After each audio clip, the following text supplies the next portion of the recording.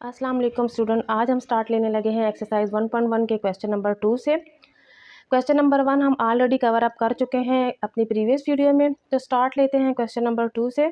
लेकिन उससे पहले मैं आपको क्वेश्चन नंबर 2 में यूज़ होने वाले कॉन्सेप्ट का ओवरव्यू दूंगी। क्वेश्चन नंबर 2 में इक्वल मैट्रिक्स का कॉन्सेप्ट यूज़ हो रहा है। कोई भी दो मैट्रिक्स उस वक्त इक्वल होते हैं जब वो थ्री कंडीशंस को फुलफिल करते हैं। अब वो थ्री कंडीशंस कौन कौन सी हैं? फर्स्ट वन है नंबर ऑफ़ रोज़ इक्वल होने चाहिए। मींस कि अगर दो मैट्रिक्स हैं तो आपके पास जो फर्स्ट मैट्रिक्स है उसका अगर नंबर ऑफ़ रोज़ 2 हैं तो सेकंड वन के भी नंबर ऑफ़ रोज़ 2 ही होने चाहिए।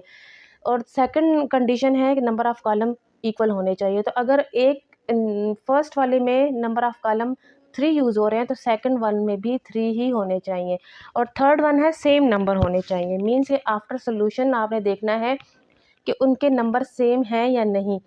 मीन्स कि अगर आपको एक मैट्रिक्स दिया हुआ है सॉल्व, दूसरा जो है वो आपको सॉल्व नहीं दिया, वहाँ पे एडिशन सब्ट्रैक्शन मल्टीप्लिकेशन या फिर डिवीज़न हो रही है, उसको आप करने के बाद आपने फर्स्ट मैट्रिक्स से मैच करना है।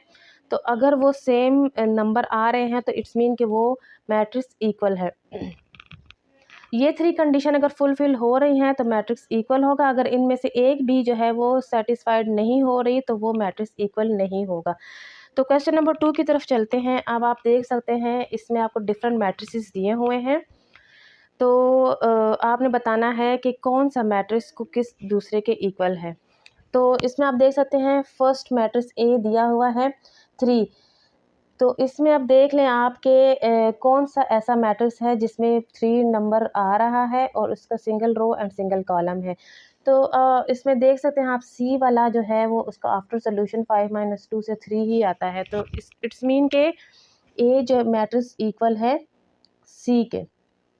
अब बी देखिए 3 और 5, 3 और 5 आई के साथ सेम आ रहा है, इसलिए कि 3 + 2 को जब आप सॉल्व करते हैं तो उससे भी 5 आता है। 3 ऑलरेडी सेम है और इसको भी आफ्टर सोल्यूशन मतलब हम इसको ऐड करेंगे तो वो 5 बन जाएगा। तो बी इक्वल आता है आई के। सी जो है वो ऑलरेडी कवर अप हो चुका है, वो ए के इक्वल आ रहा है। अब हम डी की तरफ चलेंगे 5 3। इसमें अब आप देख सकते हैं कि कोई भी ऐसा मैट्रिक्स नहीं है जो डी के साथ ये थ्री कंडीशन सेटिस्फाइड कर रहा हो। तो डी के साथ कोई भी इक्वल मैट्रिक्स नहीं आ रहा, इसलिए हम आगे चलते हैं ई की तरफ। ई इक्वल है 4 0 6 2। तो ये एच जो है वो बिल्कुल इसके साथ इक्वल है, इसके नंबर भी सेम है और इसके number of rows number of column भी इक्वल है। लेकिन अगर आप जे की तरफ देखें तो वो भी आफ्टर सोल्यूशन ई और एच की तरह ही बन जाएगा। 2 + 2 4, 2 - 2 0, 2 + 4 6 और 2 + 0 2। तो इसका मतलब है कि जे भी ई और एच के साथ इक्वल मैट्रिक्स बना रहा है। ज़रूरी नहीं है कि आपके पास कोई इससे दो मैट्रिक्स इक्वल हों, आपके पास 2 3 4 मैट्रिक्स भी इक्वल आ सकते हैं। तो इसका मतलब ये हुआ कि ई मैट्रिक्स इक्वल आता है एच के और जे के। तो इक्वल मैट्रिक्स के लिए इन थ्री कंडीशंस का फुलफ़िल होना ज़रूरी है। तो यहीं पे क्वेश्चन नंबर 2 कंप्लीट हो जाता है। तो क्वेश्चन नंबर 3 की तरफ। क्वेश्चन नंबर 3 है find the value of A B C and D which satisfy the matrix equation. अब इसमें साफ साफ हमें कहा हुआ है कि ये सेटिस्फाइड कर रही है मैट्रिक्स इक्वेशन को। मींस के जो दो इक्वेशन जो हमें गिवन है ये आपस में इक्वल है। मींस के ये इक्वल मैट्रिक्स को फुलफ़िल कर रही है। क्वेश्चन नंबर 3 हमारे पास क्या है? ए + सी, a + 2b, c - 1, 4d - 6,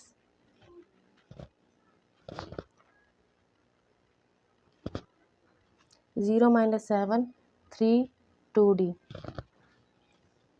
अब ऑलरेडी क्वेश्चन में इन्होंने बता दिया है हमें कि ये इक्वल मैट्रिक्स है, तो इसलिए हम फर्स्ट वाले को फर्स्ट के इक्वल रखेंगे। a + c = 0। ये हमारे पास इक्वेशन 1 है। a + 2b = -7, ये इक्वेशन 2 है। c - 1 = 3, ये इक्वेशन 3 है। और 4d - 6 = 2d, ये इक्वेशन 4 है।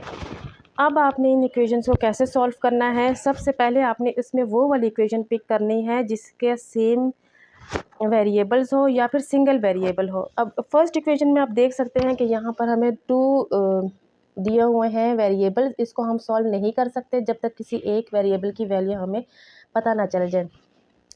इसी तरह क्वेश्चन नंबर 2 में आप देख सकते हैं इसमें भी 2 वेरिएबल्स जो है वो अननोन है, उनकी वैल्यू हमें नहीं मालूम, तो हम इसको सॉल्व नहीं कर सकते। इसलिए फिर हम क्वेश्चन नंबर ये इक्वेशन 3 की तरफ आएंगे। वहाँ पर अब आप देख सकते हैं कि वहाँ पर सिंगल हमें वेरिएबल दिया हुआ है, तो उसको हम सॉल्व कर सकते हैं क्योंकि उसमें सिंगल वेरिएबल है और हम ईजिली उसको सॉल्व कर सकते हैं। तो from equation 3 c-1 is equal to 3, इसको जब हम सॉल्व करेंगे तो 3 + 1 c is equal to 4, c की वैल्यू 4 आ जाएगी। अब आप इक्वेशन 4 में देखेंगे वहाँ पर भी सेम वेरिएबल रिपीट हो रहे हैं, तो हम उसको इजीली सॉल्व कर सकते हैं। तो from equation 4d - 6 is equal to 2d, इसमें सेम वेरिएबल्स को कंबाइन कर लेंगे, सेम टर्म्स को हम कंबाइन कर लेंगे, कांस्टेंट को हम राइट साइड पे शिफ्ट कर लेंगे, माइनस में था राइट साइड पे शिफ्ट होकर प्लस हो जाएगा। 4d - 2d से हमारे पास आता है 2d is equal to 6, d is equal to 6/2, तो d की वैल्यू हमारे पास आ जाती है 3। अब हम इजीली इक्वेशन 1 और 2 को सॉल्व करके उसमें वेरिएबल्स अननोन वेरिएबल्स की वैल्यू फाइंड आउट कर सकते हैं। तो फ्रॉम इक्वेशन 1 अब आप a + c फर्स्ट इक्वेशन लोगे, उसमें अब आपको पता है कि c की वैल्यू हम ऑलरेडी फाइंड आउट कर चुके हैं, तो आप उसमें c की वैल्यू पुट कर लोगे। c की वैल्यू हमें है मालूम है 4, a इज इक्वल टू 0 - 4 से -4 आ जाएगा। इसी तरह अब आप इजीली इक्वेशन 2 भी सॉल्व कर सकते हो, जो कि हमें दी हुई है a + 2b is equal to -7। हमें a की वैल्यू ऑलरेडी हम फाइंड आउट कर चुके हैं, हमारे पास मौजूद है, तो हम a की वैल्यू लगा लेंगे +2b इज इक्वल टू -7। तो हम सेम टर्म्स को अगेन कंबाइन करेंगे। सेम टर्म्स कौन से हैं? ये कांस्टेंट टर्म्स जो हैं वो सेम है। -4 इधर शिफ्ट होगा तो +4 हो जाएगा। 2b is equal to -7 + 4 -3, b is equal to -3/2। ये हमारे पास a, b, c and d की वैल्यू फाइंड आउट हो चुकी है। तो इस क्वेश्चन में हमें ऑलरेडी कहा हुआ था कि ये इक्वेशंस मैट्रिक्स को इक्वल मैट्रिक्स को सेटिस्फाइड कर रहा है, इसीलिए हमने स्टार्ट में ही इन सारों के इक्वल रख के इनकी सबकी इक्वेशंस फाइंड आउट कर लिए। तो इन इक्वेशंस को आप सॉल्व करके a, b, c and d की वैल्यू इजीली फाइंड आउट कर सकते हैं। तो यहीं पे हमारे पास क्वेश्चन नंबर 3 कंप्लीट हो जाता है। तो तब तक के लिए अल्लाह हाफिज़।